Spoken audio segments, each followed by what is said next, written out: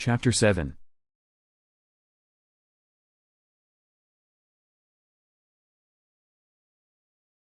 It was early in the morning of October 3, 2041 when the bright light of the sun shined through David's and Corina's bedroom window. Carefully opening one eye, daring himself to do so, David's hearing began to focus on the sound of doves cooing outside of the house. Closing his eyes, David narrowed his attention completely to the soft sounds that came from at least two different birds.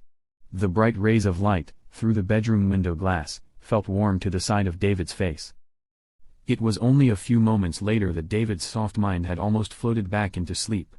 Recognizable, even to himself, a gentle smile had begun to grow across his face when suddenly the cooing, from the doves, was suddenly replaced with a loud clash on the glass of the window.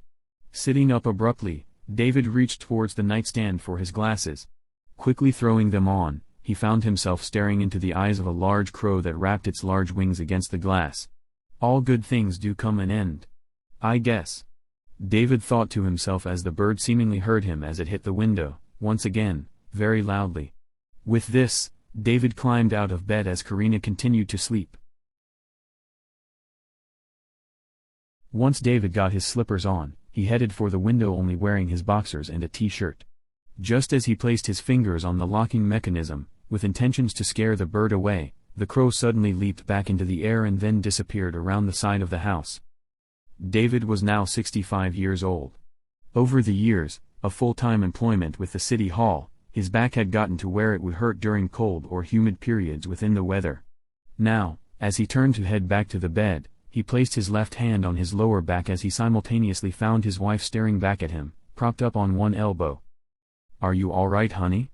Corina asked as she saw the look of pain in his face. Quickly uncovering herself, from the single sheet that they had both covered up with, Corina walked up to her husband's side before he had even gotten half of the distance back to the bed. "Yeah. Or at least I would be if Mother Nature would stop trying me," David continued as he lightly hugged his wife with his right arm. "I swear. Between the weather and her little critters, I'm about to lose my mind." "Well, honey." Pausing, as she helped David sit on the edge of their mattress. "Maybe it would lighten your day if we had our family day today instead of Friday. You know it makes you happy to have your boys and grandchildren over here." Almost instantly Corina could see a spark in her husband's eyes as she made the suggestion. With it, a slight grin replaced the look of agony. "Sounds like a plan to me." The, now, nearly excited 65-year-old man said, "I'll call them while you call and make arrangements for breakfast at the Holiday Inn." Though it was late morning, David had a constant hunger for most of the breakfast meals at the Holiday Inn's restaurant. Corina also knew, however, that part of David's attachment to the establishment had to do with the fact that nearly all of the employees knew both David and Corina by first name. This created a very homey environment that David liked. All within about 3 hours, everyone had known to show up at Corina's and David's apartment at 9 o'clock that night. This time period would give both David and Corina plenty of advance time to clean the apartment, of which had slacked over the last few years. Last-second cleaning of the apartment had almost become routine. A routine that both Ronnie and Malachi had began to recognize over that same period of time. Because of the fact that both Malachi and Ronnie were aware of their father's aging body, they both chose to not say anything about their knowledge. Along with biting their tongues, they often volunteered to help around the apartment, and run their errands for them. With Malachi and Nicole living within the neighboring apartment, they were often the ones that actually helped regularly. As 9 o'clock finally rolled around, almost to the second, David's attention was suddenly brought to the apartment door popping open with Ronnie leading the pack. "Hi Dad," Ron said as he immediately walked up to his father's side. "How are you doing?" About usual son," David said as he stood to hug his son, "getting up there with age but that's about it." With his statement, along with most that he made in regards to about anything, David would give a slight chuckle to cap the end of his sentence. A habit that had grown over the last 5 years or so and had become part of David's overall character. "Well," Malachi said as him and Nicole followed Angel into the apartment, "what are we gonna do tonight?" Closing the door behind his wife, Malachi had thought that it was odd that everyone had shown up, not only at exactly 9 o'clock, but also all together without intentionally doing so. Usually Malachi and Nicole would either show up just moments earlier than the rest of the family, or just moments afterwards. "How about we all watch movies together with soda and chips on the side?" Angel suggested. Immediately, just about as fast as the words came out of his mouth, positive looks of approval grew upon everyone's faces. All except for David's, that is. Though David hadn't said anything against the idea, it was obvious, to Angel, that the old man didn't agree with the idea. Rather than saying anything to David, Angel just quietly chewed on the inside of his cheek as he quietly stared at the side of David's head. Angel had began to keep a mental note in regards to a quiet attitude that David seemed to carry against him. It wasn't a new thing, and yet it wasn't exactly every time either. He did notice, however, that it was only directed towards himself, not Malachi, Ronnie, Eddie, Belinda, Nicole, Tommy, or Lucifer. Angel had instinctively began to pay attention to David's reactions to any interaction or participation made by himself. With his observations, anger began to grow within Angel. Not wanting everyone to know, however, he would just either chew on the inside of his cheek, or interventorily bite his tongue.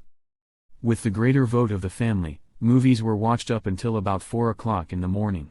As Angel had hoped for, chips, popcorn, and cookies that Karina baked at 2 o'clock in the morning were devoured, along with at least a half-dozen 2-liter bottles of soda. As the final movie came to an end, everyone all stood up, from their rested gathering seats, of which both Tommy and Lucifer both chose the floor as they cuddled together. Everyone filed out the door together, with an exception of Angel, whom had to use the bathroom first. There were, what you could call traditions, or habits, that the family regularly maintained. Habits such as their family days. Well, anyway, it was also common, that once it was time for everyone to go home, that everyone walked together, to the fields beyond the apartments, that separated Craig from Ridgeview, and watch everyone, except for Malachi and Nicole, lightly lift up off of the ground, as they flew home. Along with this tradition, everyone would wave as they headed out of sight. Another habit, that David could never figure out, is that by the time that he would finally catch up to his family, everyone, except for Nicole and Malachi, would have already walked home. It would never fail. Just as David had finally turned off the television, placed all of the DVDs into their respective cases, and then opened the door as he had simultaneously turned on the outside apartment light, Angel had walked out of the bathroom and quickly caught up with the old man. David had almost forgotten that Angel had still been in the apartment until suddenly the light, that David had just turned on, had flickered off as the door latched behind him. With the click of the door latch, David turned quickly to find Angel approaching him in the dark. "I forgot that you were in there, Angel."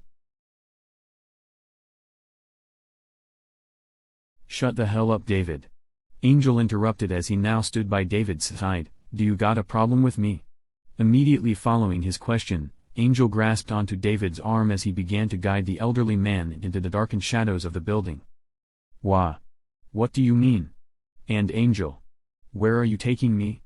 As David began to stutter his plea, he had also began to shake as fear had grown over him.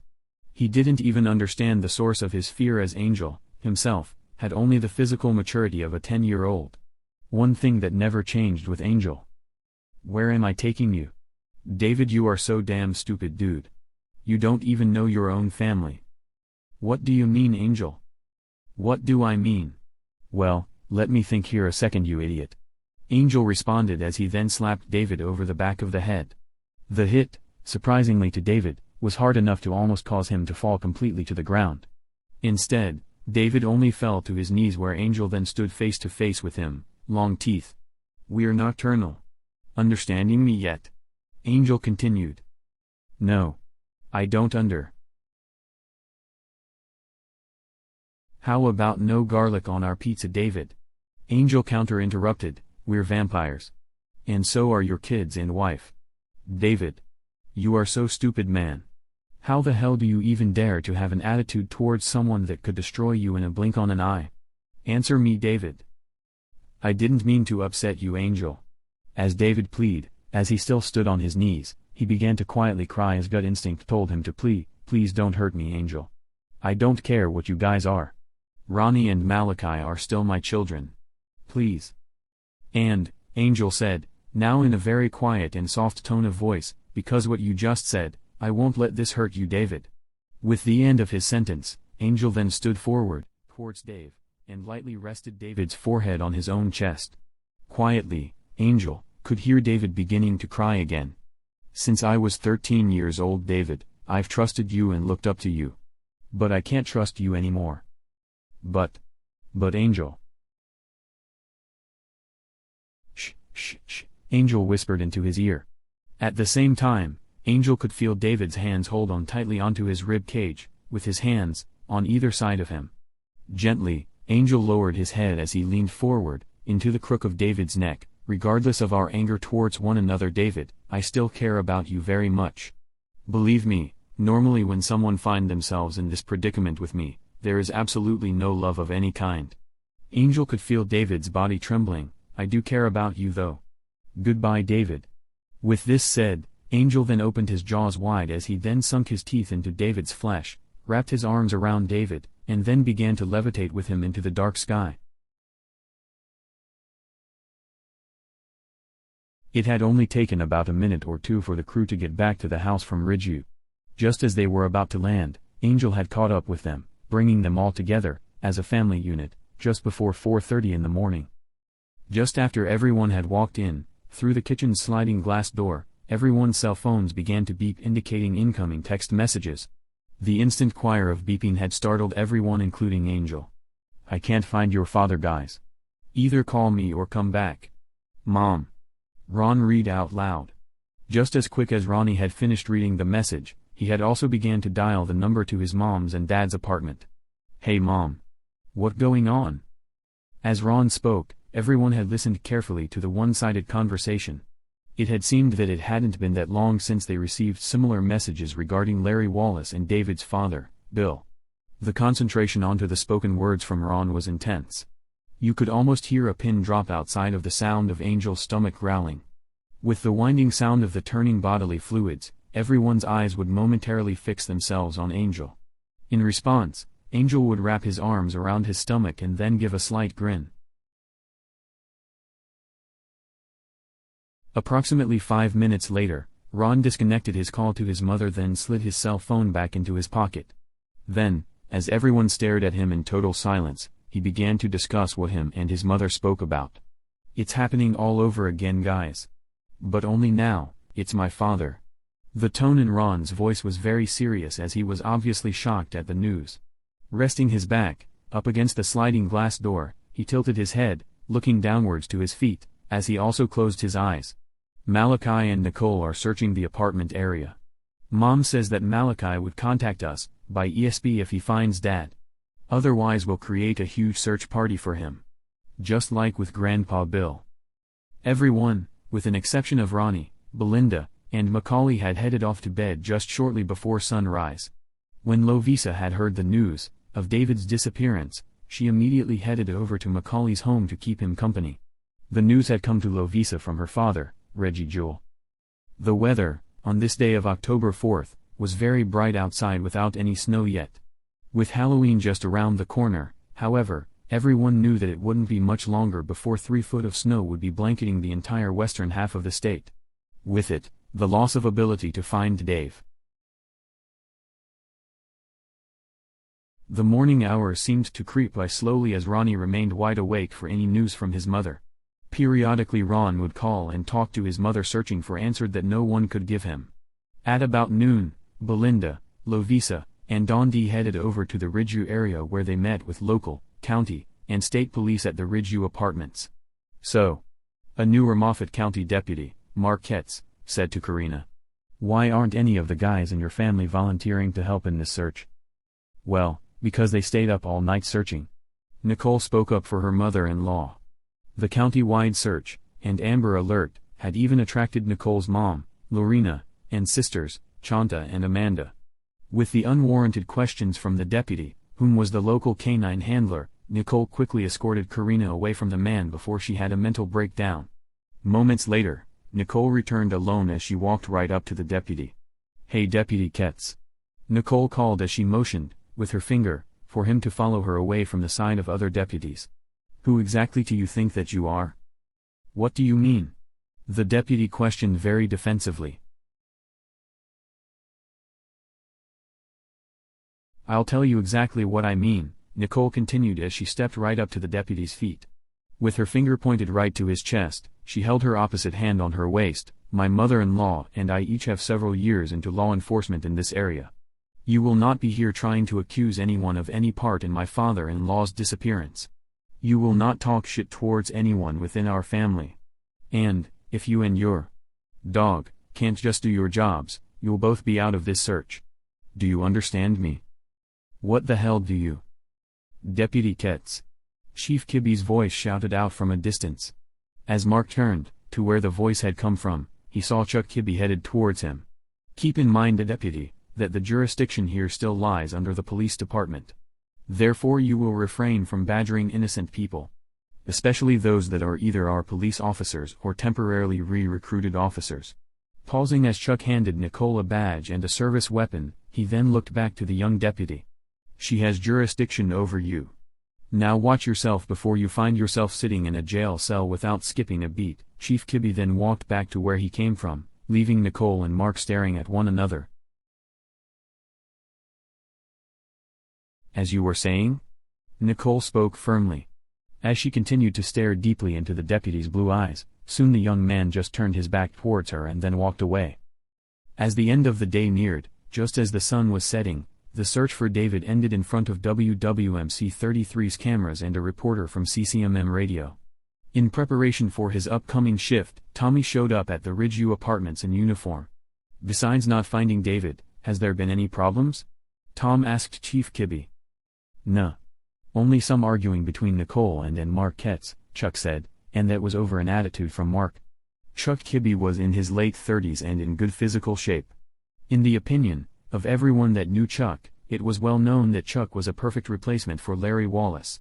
He did an outstanding job as a chief, he treated all people without exception with absolute respect, and, in return, had the full respect of others around him. As the sky, out to the west, now turned into total darkness, different people, that were involved in the search, all went their separate ways. Lovisa, on the other hand, had made the decision, with the okay from Ron, Belinda, and Eddie, to actually move in with the family, as she persisted deeper into her relationship with Macaulay.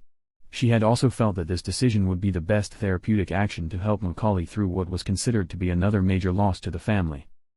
Lovisa was only about a month and a half younger than Macaulay. For her age she was extremely short at about 5'2", but weighed about 200 pounds. With the extra weight, however, she also had a smile and a natural joy within her that glowed brightly. In addition to the family that was much needed. Besides that, Macaulay had already made her biologically part of the family when he turned 13 5 years previously.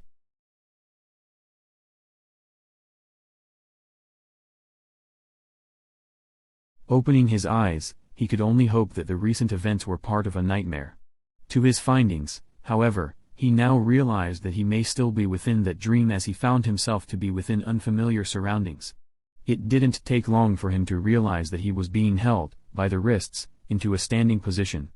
The ground, beneath his feet was that of sand and rocks, the air was foggy with the stench of blood in the air, and it was extremely dark with the exception of a few places that rays of light pierced the thick fog. "Help!" he hollered loudly. Instantly his voice echoed throughout the darkness. "Shh! Who's there?" He spoke loudly again. Being told, once again in one night to hush, his patience was starting to run thin. Suddenly, he heard someone, or something, moving into his direction within the darkness.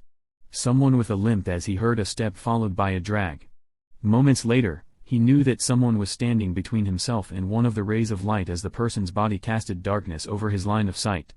Then suddenly his left arm was grasped by the faceless character as the restraint, on his left wrist, was released. "Shh!" the person said again. Simultaneously, as his wrist was let free, his arm was pulled over the back of the person's shoulder as they then turned around to free his right hand. Instantly, his body weight nearly fell to the ground as his captor then dragged him, by his left arm, through the sandy and rocky floor. "Who are you?" "Shh!" It was only about 20 feet that he had been dragged when whomever it was, that was pulling him, had stopped. With the feeling of weakness or powerlessness to do anything about his situation, his captor had then laid his limp body onto the ground, turned him around, face up, and then raised his head, setting it onto what felt like a log. A log with a sticky substance on its end. With one more pull his neck was centered over its surface. Then suddenly, he was able to make out a face that stared back at him with some sort of a sharp shiny object over their shoulder. "Who are you?" he asked with fear in his voice. "David." The voice responded, "My name is Miguel, and Angel is my grandson." "What do you—" In mid-sentence, David watched the sharp-looking object veer towards himself as he then found himself falling the short distance back to the ground, stopping with a thump.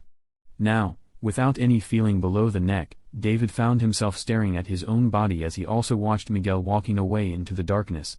Unable to speak, David then closed his eyes.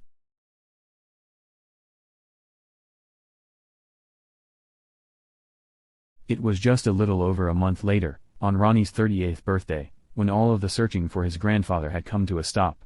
By now the household had, for the most part, come back to their regular routine.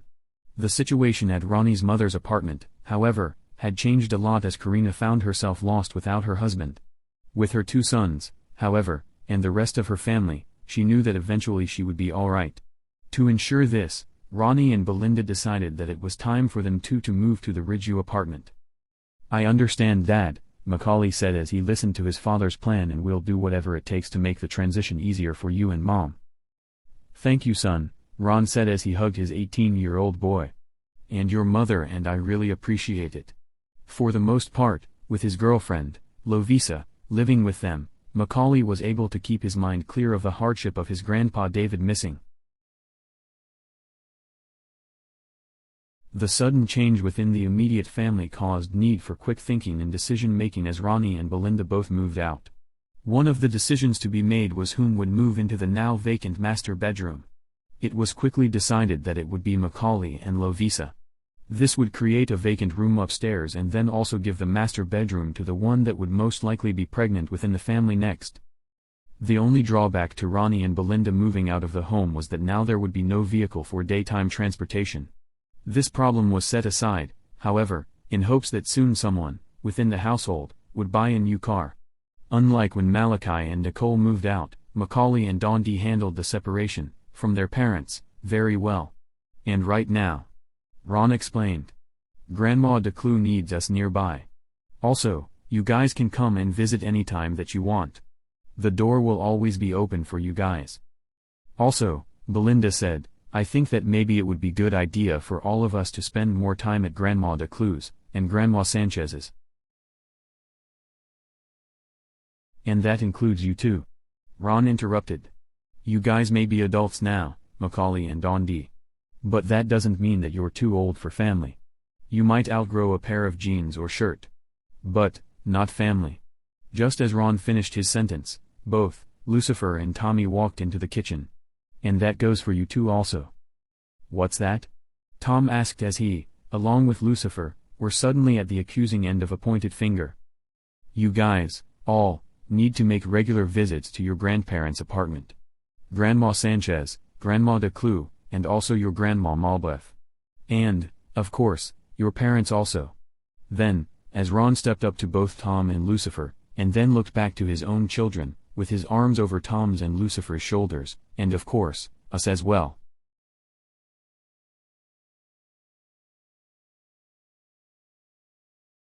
It was within the same week that Bobby John had decided to move in. With Ronnie and Belinda moving out, Macaulay and Lovisa being together, Lucifer and Tommy. It just seemed like the right idea. With this installation, only Angel and Eddie could be considered to be single. Angel had, perhaps about 3 times, visited Debbie that Lucifer paid to sexually arouse him while Christmas shopping years before. Soon, however, Debbie had suddenly disappeared, like others had over the years. As far as the family could tell, Angel wasn't affected by the loss. With her disappearance, Angel's late-night outings increased, yet he was always home before sunrise. "Hey Bobby John." Dondi called out as she walked into the garage, "What's going on?" After Bobby John had moved everything of his into Dondi's bedroom, she had suddenly realized that she couldn't find him. In short timing, however, after a short search of the house, she followed a trail of open doors going into the garage. As she walked in, Bobby John was standing in the middle of the double-wide garage staring at the empty concrete floor.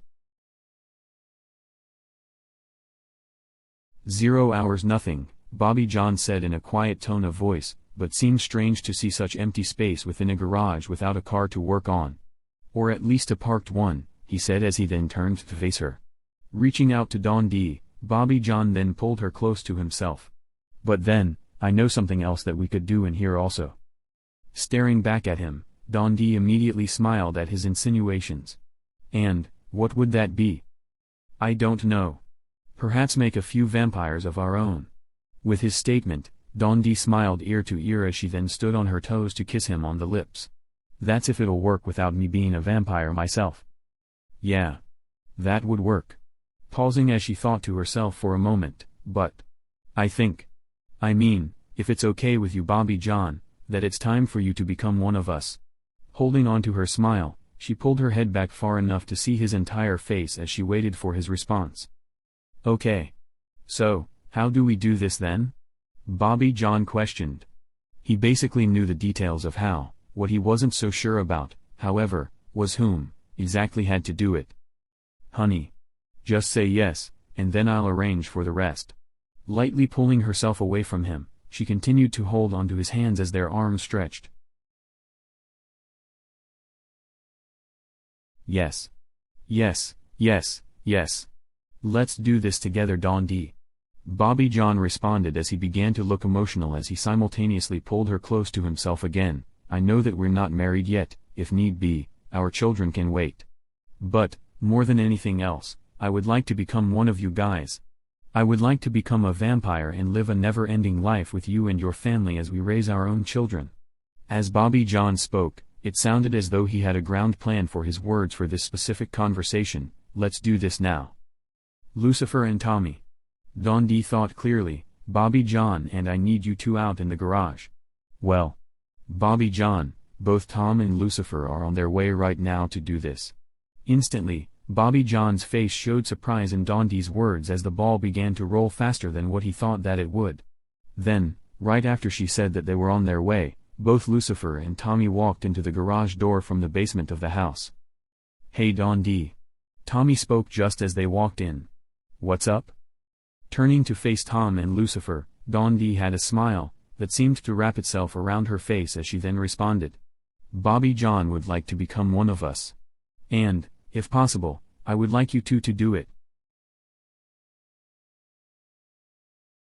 Looking at one another, and then back to Bobby John, Tommy and Lucifer shrugged their shoulders. Okay, Lucifer said, but don't you think that it would be better to do it in the house rather than out here? It doesn't matter to me. Bobby John responded, I just wanna do it now. I've waited way too long as it is. Well then. Lucifer answered as he indicated, with a wave of his left hand, come on back into the house. We'll do it in Tommy's and I's bedroom.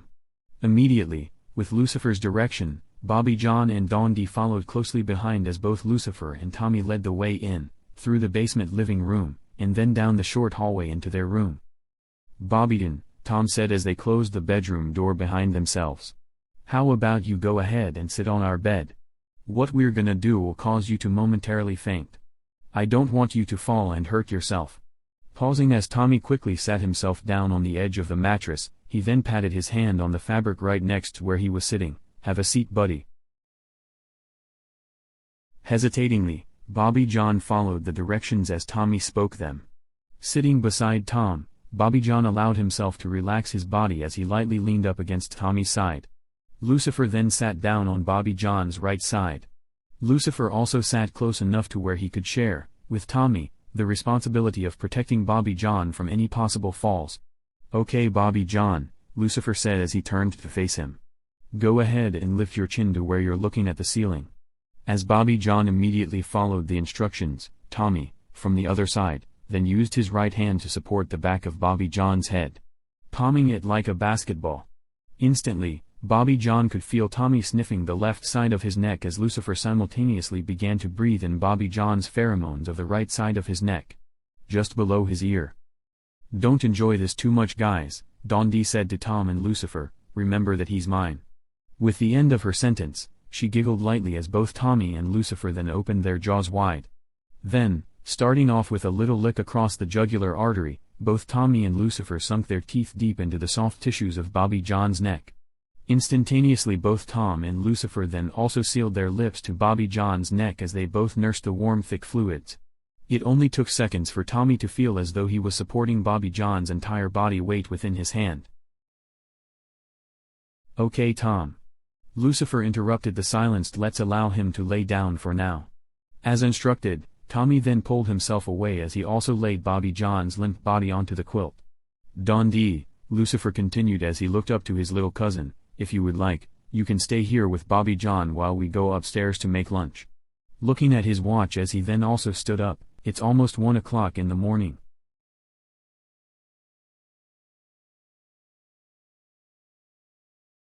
About an hour after Bobby John had lost consciousness within Tommy's and Lucifer's arms, he had finally come around to finding himself to be within Don D's arms.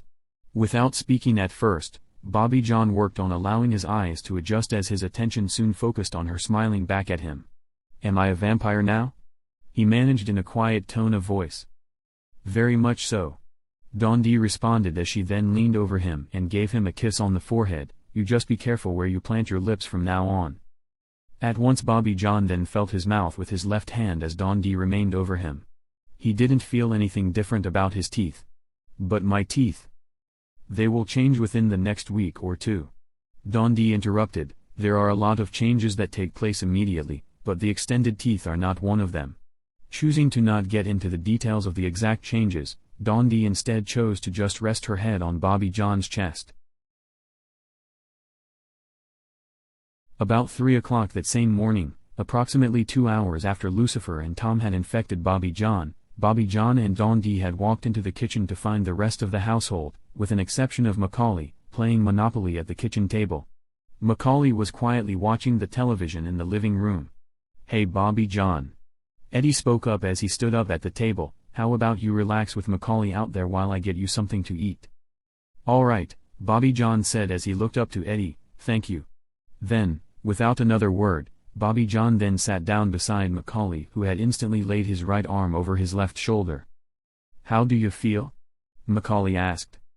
Looking up into Macaulay's face, Bobby John focused his attention onto Macaulay's canines before responding. "Not much different than before." "How well do you understand me right now?" Macaulay pressed through ESP. He knew that Bobby John's response would confirm that everything had worked out just fine.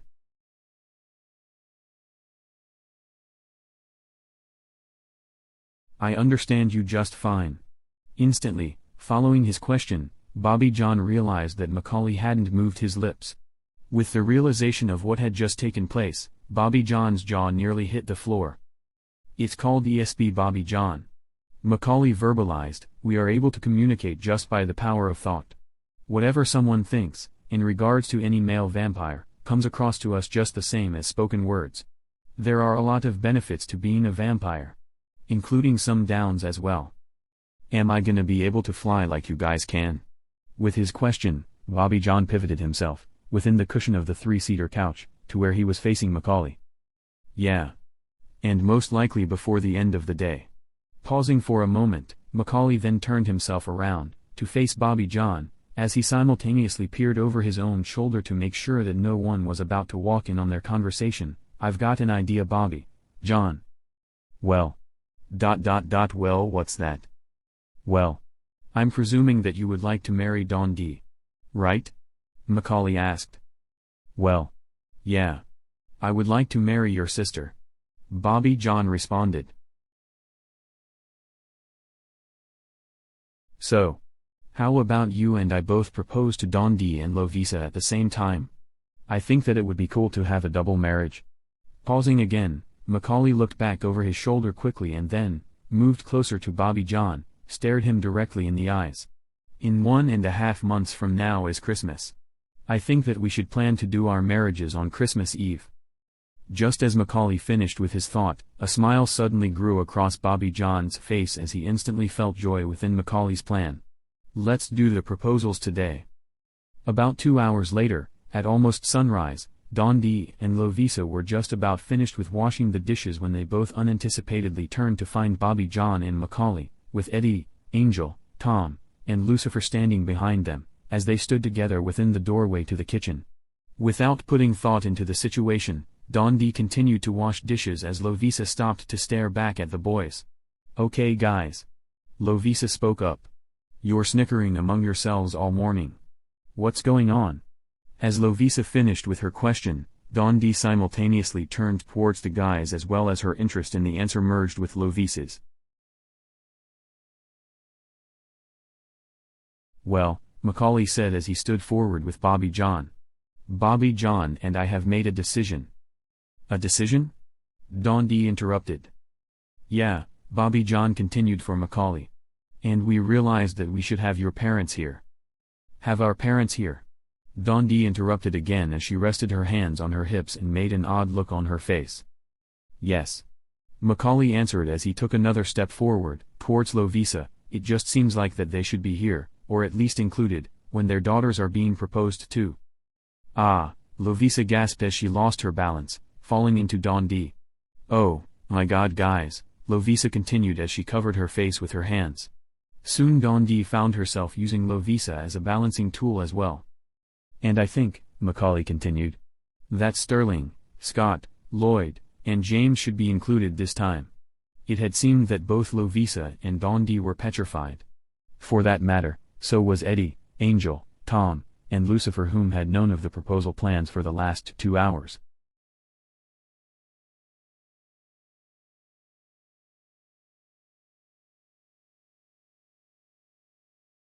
It was quickly decided that a double marriage would be set for December 24th, Christmas Eve of 2041. With the disappearance of David, it had seemed that a double marriage was a perfect plan to help cheer up the family and also, to bring the family together under one roof again. Even if for only one day. THS would also cause reasons for the entire family to, once again, interact with Lloyd, James, Sterling, and Scott. "There you go guys." Eddie spoke up for the first time in over an hour, "Invitations for the wedding." "Well." Macaulay spoke up as he stood beside Bobby John, "It's basic. And to the point. Since the time that Bobby John had moved into the home, and then even more intensely since Bobby John was infeded by both Tommy and Lucifer, both Bobby and Macaulay had become very much of best friends. Then, as the two were in the garage, fixing Bobby John's mother's car, they had both received ESP messages, from Eddie, to come into his room. "I think that it'll be good enough." Bobby John added, "Inside it's gonna be mostly family that come anyhow."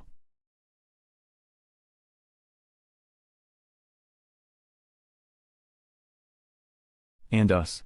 Lloyd added, "This is gonna be like so cool man." Pausing as he then looked over the edge of the printed page within Macaulay's hand. "I know." James interrupted, "This will be the first time, since Ronnie's birthday years ago, that I'll be able to attend a Declue family function." "Not only attend," Sterling added as he set his hand on James' shoulder, "but also participate." Just the words alone were almost enough to draw all four of the boys to tears. Turning, within Sterling's closed hand, James then wrapped both arms tightly around Sterling's waist as he simultaneously buried his face into the 16-year-old's belly. Lightly wrapping his arms around James, he leaned over him just enough to whisper into his ear. "And it's gonna be a day to remember forever." "Thank you Eddie," Macaulay said as he held the mock invitation up in front of himself. "You, my parents, and my uncle Malachi, and Aunt Nicole really know how to make everything just right." Pausing, as he hugged Eddie, as he still sat in front of the computer, he then looked at Bobby John. "It's really happenings." "Well." Scott spoke up, "I guess that we better find out our part within the wedding. And then rehearse." "Yeah." Sterling agreed as he still held on to James, "Rehearse." Then, just before letting go of James, Sterling bent again towards James' ear. "What do you say, that while we're participating in this wedding, that you make sure that you keep your clothes on?" "Sterling." James said loudly as he immediately drew a smile upon his face, "Just make sure that Ronnie doesn't take my clothes." Releasing his hold onto Sterling, they both watched Macaulay, Bobby John, and Eddie walk out of the room. Right behind them Scott and Lloyd left as well as Sterling and James followed close behind.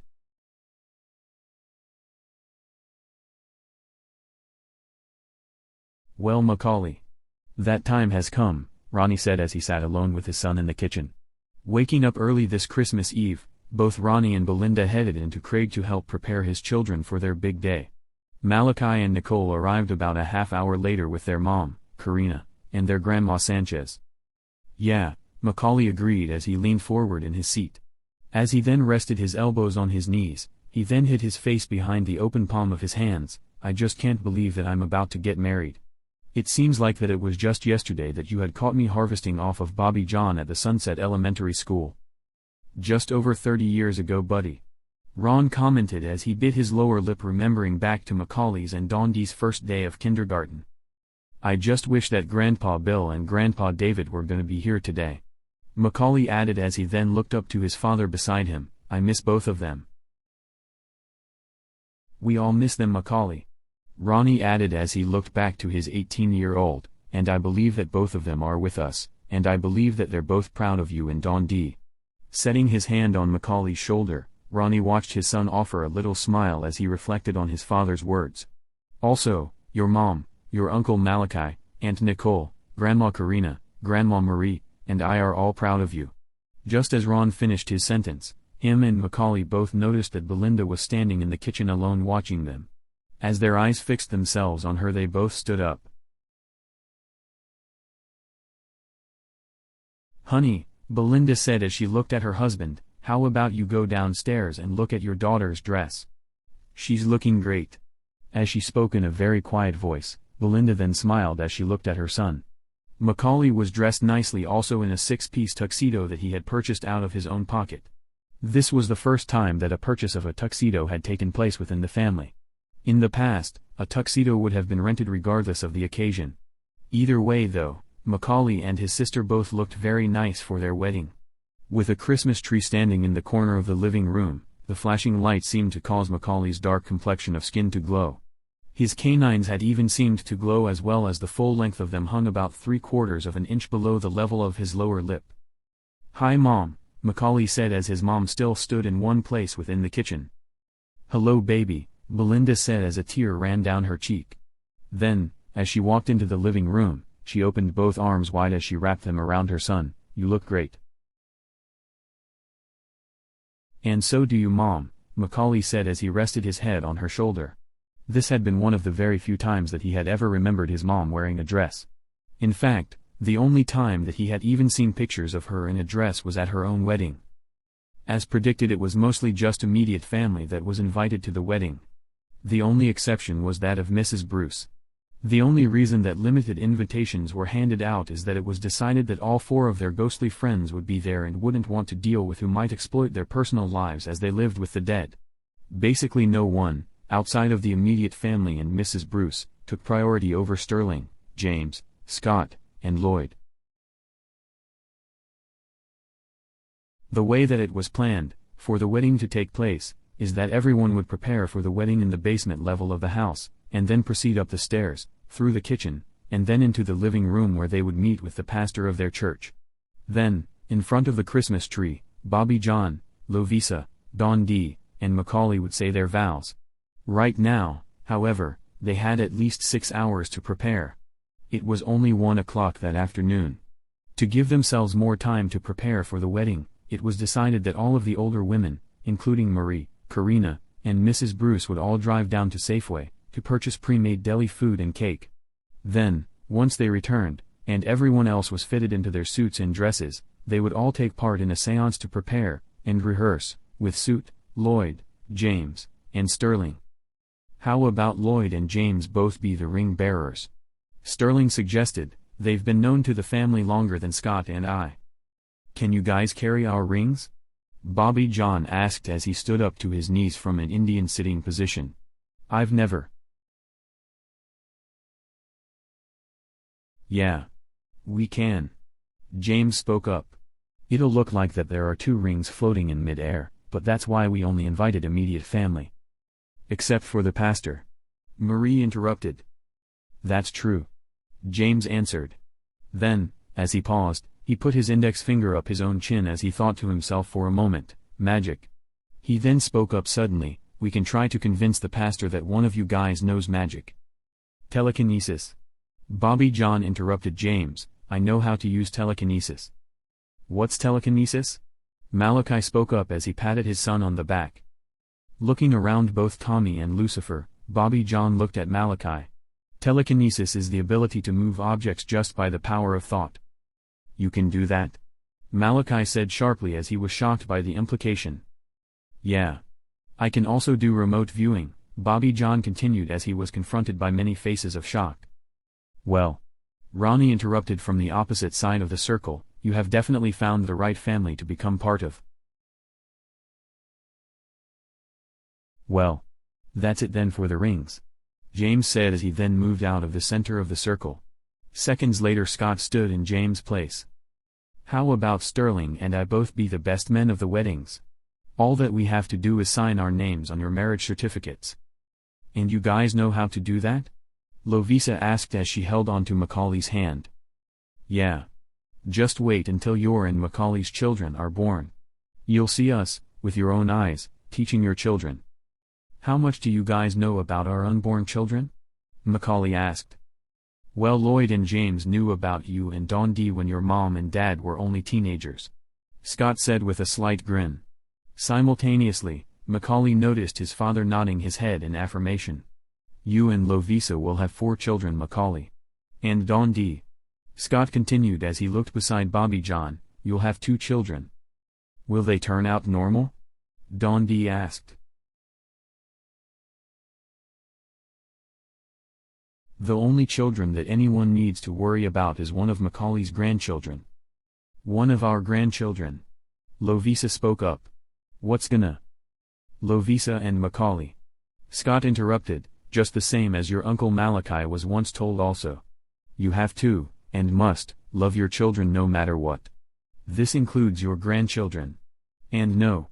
We can't tell you exactly what either. Because you must deal with the situation in an unbiased manner. If we told you what would be different about your future grandchildren, you might take steps to attempt to alter the future. And you must not do this. Suddenly, while Scott was in mid-sentence, you could see the hand of one of the other ghosts grab Otto Scott's arm. Seconds later, Lloyd's face beside Scott's ear. Moments later Scott walked away as Lloyd then took up the conversation. Hey guys. Lloyd said as he also smiled, hey mom. He then said as he instantly saw happiness go through her. Hello son. The heavy-set woman said as she gazed at her 8-year-old. Instantly tears filled her eyes. Don't cry mommy. I'm here for you. Lloyd said and then quickly, before emotions got him as well, turned to look at Macaulay. You know. Over 30 years ago James and I both sat here, in this very room, and told your Uncle Malachi and your Aunt Nicole that their one child was gonna be different from those around him. We told Malachi and Nicole that their child would reveal this difference when he's 17 years old. And, just as we told them, while they were visiting Traverse City, Michigan, Lucifer and Tommy openly admitted to being homosexual. Now, this was news that Malachi was upset with at first, but soon had a change of heart after he realized that he still loved his son so much. Now, if we had told him 30 years ago that his only child would turn out gay, he might have taken steps against it. That wouldn't have been natural. And in fact, that would have been playing God. As you know, Macaulay, your cousin, Lucifer, Tommy, and Angel are very important people in your life. I love all 3 of them. Macaulay interrupted. And you should, Macaulay. Because they're humans and because they are a product of God. Why do mythical stories of vampires make vampires out to be monsters? Angel asked Lloyd.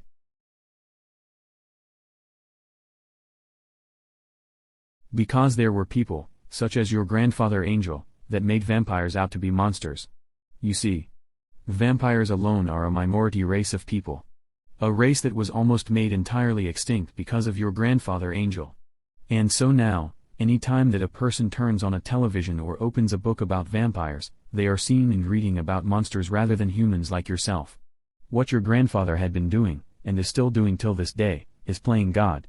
Now guys. Let's get these rings out so that James and I can practice. Malachi. Lloyd called out as he then turned around again. Yeah, Lloyd? Please get a couple of pens together, with paper, so that both Scott and Sterling can practice writing. It may take all of the remaining 5 hours to practice. I've got some on my dresser. Eddie spoke up.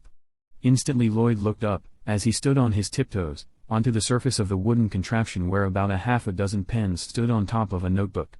"And you can use that paper." "Looks good to me," Lloyd said. Then, as he turned to face his mom again, he continued, "Mom, we'll see you upstairs, I love you. Let's have fun, guys." Lloyd said as he looked around to everyone, "Have yourselves a happy marriage, Bobby John, Macaulay, Lovisa, and Dundee." "We will," Dundee answered. "You guys just stay in tune to us and we'll look forward to magic in front of the pastor." As 4 o'clock rolled around, the pastor was waiting in the living room, with Mrs. Bruce, Malachi, Scott, Ronnie, Eddie, Sterling Angel, Lucifer, Tommy, Nicole, Belinda, Reggie Jewel, and Marie. In the kitchen both Bobby John and Macaulay waited for their brides, and Lloyd and James to come up the stairs. Once they reached the kitchen, they would then, arm in arm, walk into the living room. It was just after the 10 o'clock seance that Reggie had shown up to the house. Originally he wasn't gonna be able to attend the wedding due to a business meeting in Denver. At the last moment, however, as he was about to leave Craig for the meeting, it was decided that he would be allowed to attend his daughter's wedding instead. Then, at exactly 4 o'clock, Malachi pressed the play button to their CD player in the living room, causing a recording of their wedding song to echo throughout the house. Just as the first tone of music could be heard, Malachi had simultaneously noticed his little brother's eyes water up as well. All within that same moment, Belinda began to lightly cry as well as her bottom lip quivered to the beat of the echoing music. Looking down the stairs, from the kitchen, Macaulay saw both Lovisa and Dundee, side by side of one another, walking slowly around the corner from the bottom flight of steps towards the upper steps. Then, as he looked carefully, he could just make out 4 wedding bands that appeared to be floating, in mid-air, just behind the girls. With this sight, the reality of their wedding had all of a sudden caused Macaulay and Bobby John to feel nervous as they momentarily looked at each other. Just as Dundee and Lovisa both reached the kitchen, Bobby John and Macaulay then hooked their arms onto their brides just like as if they had practiced the very moment a million times prior to this. Without stopping their progressive movement forward, Bobby John then glimpsed at the rings right behind them as well. With a little smile, Macaulay, Loiam, Bobby John, Dundee, Lloyd, and James then all walked into the living room. Turning around, Belinda and Ronnie were instantly lost for words as their children walked into the living room dressed more beautiful than ever before. Just a couple of days prior, Macaulay had his left ear pierced. Now, with a low-profile haircut, the earring, a silver stud, and his extended canines nearly reflected the light from the Christmas tree that stood behind the pastor.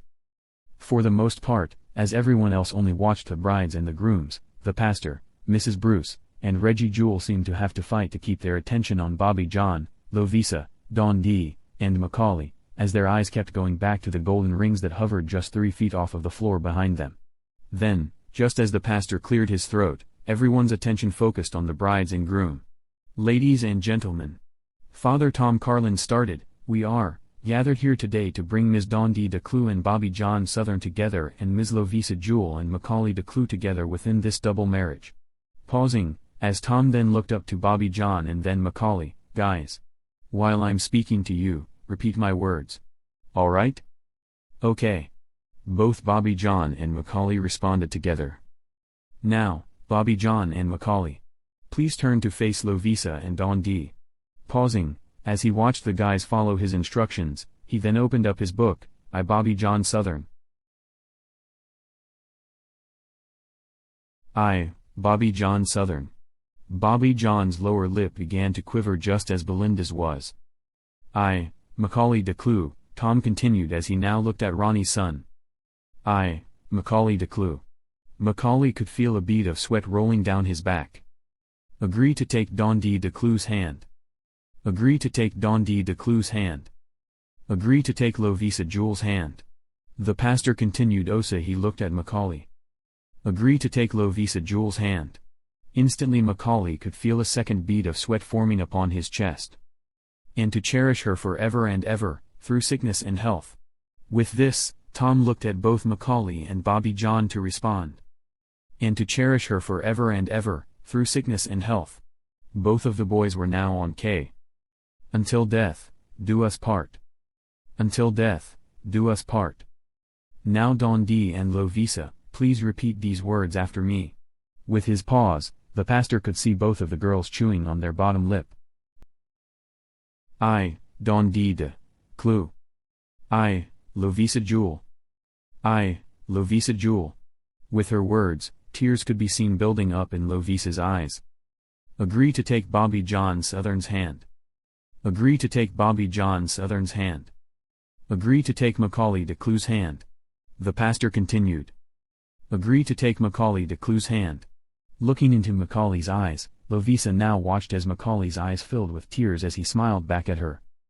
And to cherish him forever and ever. Both of the girls knew instantly, to continue together, through sickness and health. And to cherish him forever and ever, through sickness and health. Until death do us part. Until death do us part. Now, if anyone here has reason to believe that Bobby John Southern, Dondi de Clue, and Macaulay de Clue and Lovisa Jewel should not be joined together in holy matrimony, please say so now or forever keep your peace. Without any response, rather than just the joy that was obvious throughout the entire home, the pastor then continued. The rings. Instantly, on request, both pairs of rings, of which had momentarily resided off to one side of the living room, floated to where they were hovering between the pastor and Bobby John, Macaulay, Lovisa, and Dondi. Now Macaulay, Bobby John, Lovisa, and Dondi. Please exchange rings. As practiced, all four of them picked up their individual rings off of Lloyd's and James' hands. Then, as they all, very slowly, placed the rings on one another, as they looked each other in the eyes. It is now, through the power of God, that I grant Macaulay and Lovisa, and Bobby John and Dondi, to be together, as one, as husband and wife. Macaulay and Bobby John. You may now kiss your brides.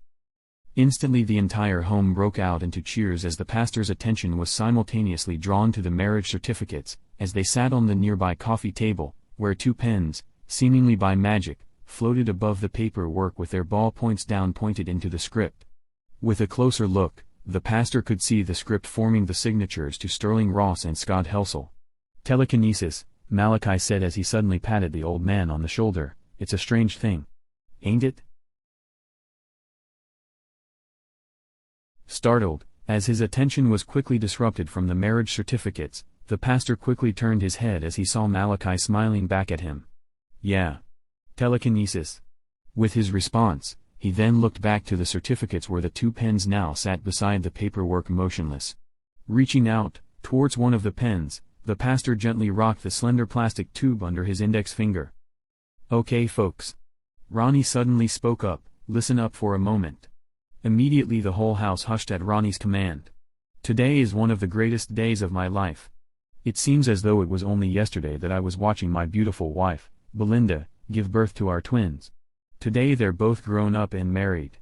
As Ron continued to speak, his eyes had, once again, began to water as emotions raced through him.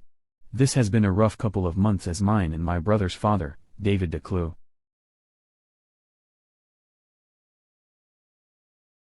disappeared on October 3rd. This is a moment that we know he wouldn't have missed for the world. He was a great father, a very much loved grandfather, and wonderful husband. As Ron continued, his mom lightly nodded her head as her eyes reddened as well. Through her obvious pain, however, Karina managed to smile back at her youngest son. Today, however, ladies and gentlemen, is a day that could redirect our pain and sorrow into something much bigger. Joy, love, and togetherness.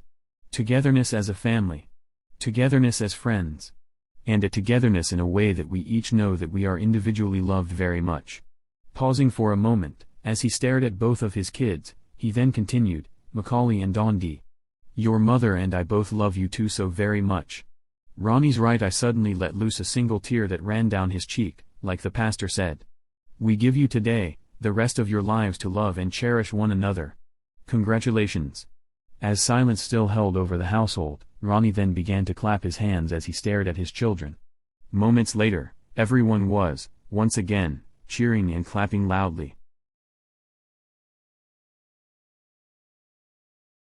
Standing beside the pastor, as he continued to fiddle with the two big ink pens, Sterling, Scott, Lloyd, and James had also clapped in chorus to the rest of the household. Soon, however, after about 2 hours of watching the excitement within the family, all four of them decided to head back to the basement level of the house. Then, moments later, out to the garage where one brand new car and a truck waited to be discovered by the new brides and grooms. Odd. Scott said out loud, "I can't believe that they didn't get any Hummers like their parents did."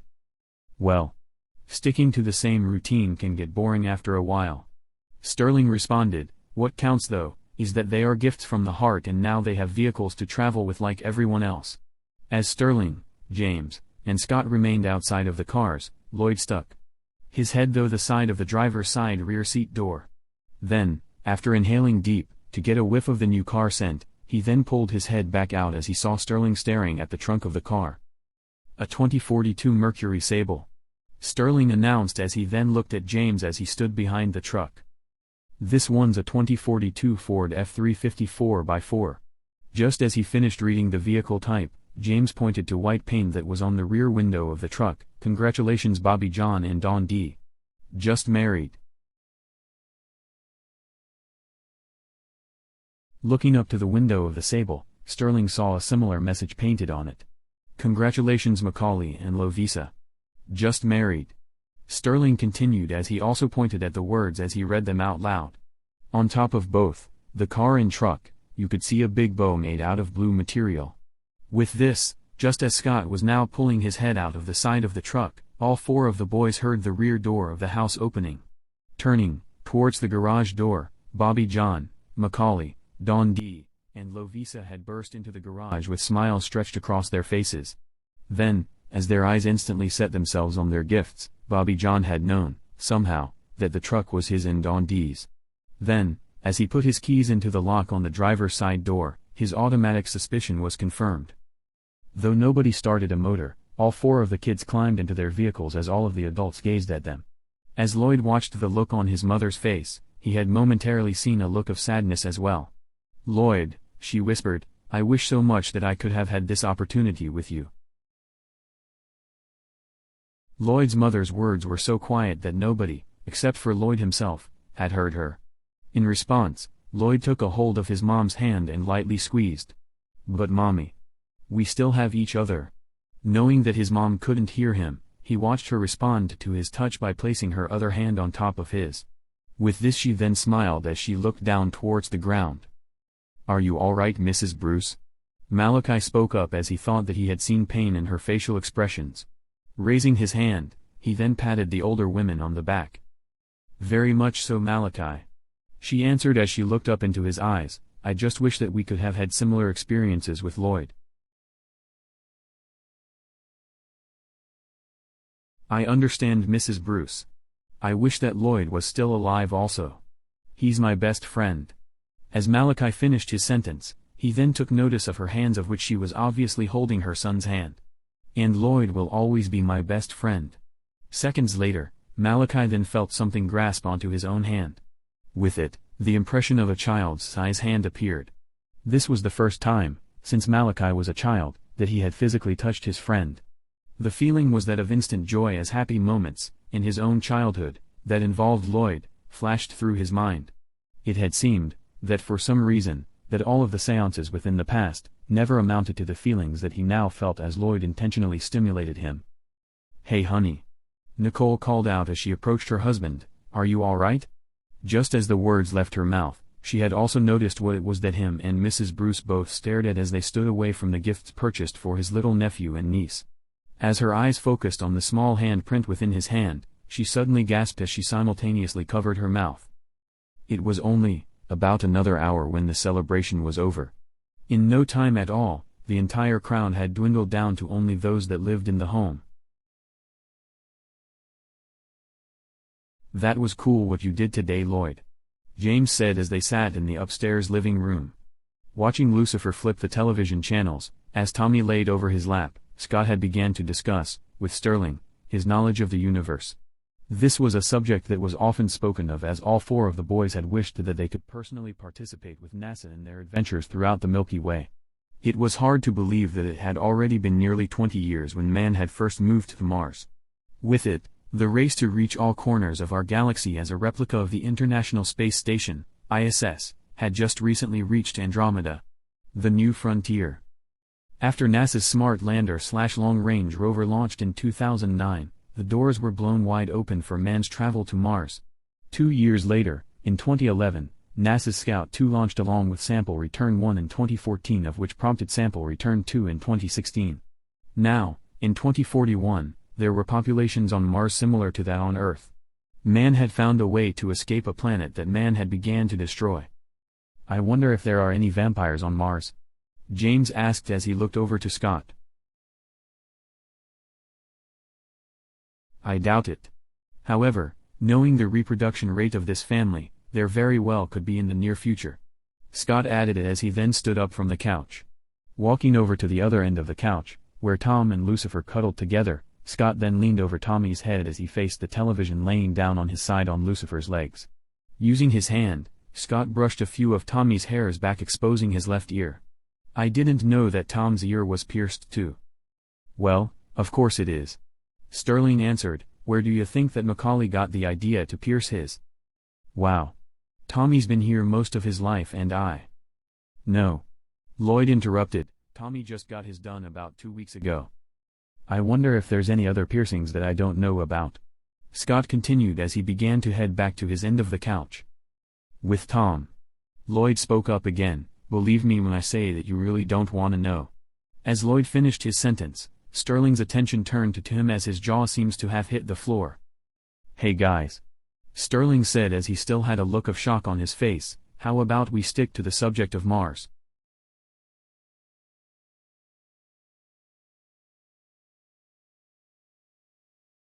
Walking up the stairs for the last time that night, Eddie decided that he wanted to pass the last words of congratulations to Macaulay, Bobby John, Lovisa, and Don D before going to bed. As he walked into the kitchen, he immediately found the 4 of them all sitting around the kitchen table playing spades. Approaching the table, directly behind Bobby John, it was obvious that they had just dealt the cards by the fact that Bobby John still had 13 cards in his hand. With a closer look, he could see that he had the Ace of Spades, King of Spades, Queen of Spades, and then the Jack and 10 of Spades. On top of those, Bobby John also had the Ace and King of Clubs, the Ace and King of Hearts, Ace of Diamonds plus 3 low spades. Out of curiosity, Eddie then decided to see what was in his wife's hand as he walked around to the opposite side of the table. What he had seen was 2 perfect hands as he found the 9, 8, 7, 6 and 3 of spades. With them he saw the Queen, Jack, and 4 of Hearts, the Queen and 2 of Clubs, and the King, Queen, and 7 of Diamonds. Have you guys made your bid yet? Eddie asked Don D. No. Not yet anyway, Don D said as she continued to stare at her hand. I'm afraid to say without knowing where the upper cards are.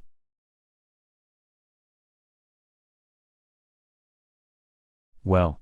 I really wish that I could help you out, but I'm up here guys to say congratulations. As Eddie continued to speak, he quickly found that he had everyone's attention. Macaulay and Don D, I've known you guys since long before you were ever thought of. To see you guys get married today was almost like as if I had seen my own children get married. Bobby John and Lovisa.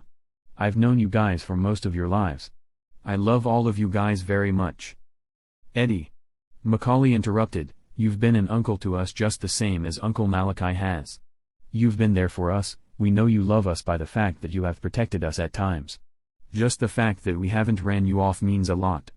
We love you too, Eddie. This is about the best Christmas that anyone could ever ask for. Don D added, wedding anniversaries will always be exciting for all of us.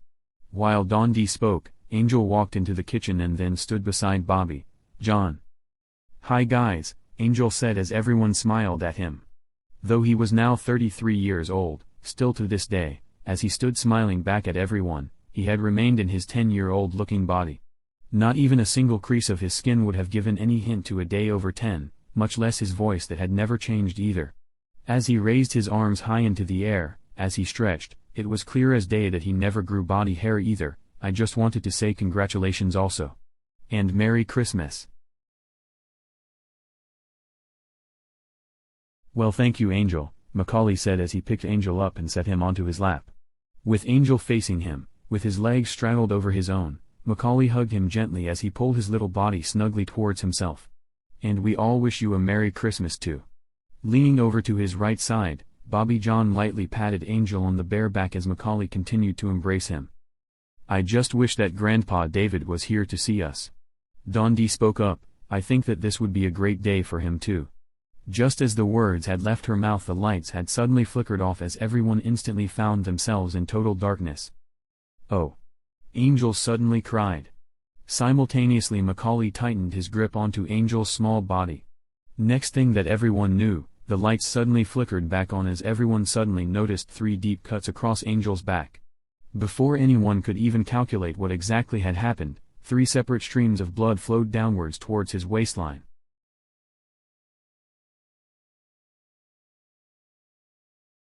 This is Angel Coleman. This is the end of Book 4. Please keep listening as we continue on to Book 5.